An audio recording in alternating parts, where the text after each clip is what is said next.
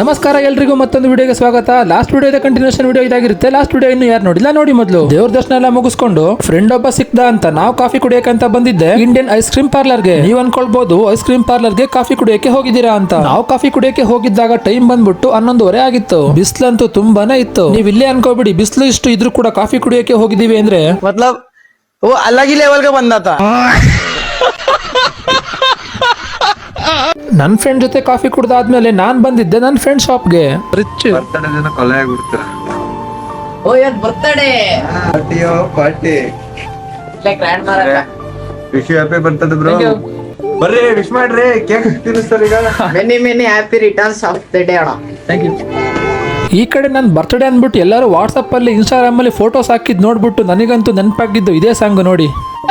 ಎಲ್ಲೆಲ್ಲೂ ನಾನೇ ಎಲ್ಲೆಲ್ಲೂ ನಾನೇ ಎಲ್ಲೆಲ್ಲೂ ನಾನೇ ಎಲ್ಲೆಲ್ಲೂ ಎಲ್ಲೆಲ್ಲೂ ನಾನೇ ಎಲ್ಲೆಲ್ಲೂ ನಾನೇ ಎಲ್ಲೆಲ್ಲೂ ನಾನೇ ಎಲ್ಲೆಲ್ಲೂ ಎಲ್ಲೆಲ್ಲೂ ನಾನೇ ಎಲ್ಲೆಲ್ಲೂ ನಾನೇ ಎಲ್ಲೆಲ್ಲೂ ನಾನೇ ಎಲ್ಲೆಲ್ಲೂ ಎಲ್ಲೆಲ್ಲೂ ನಾನೇ.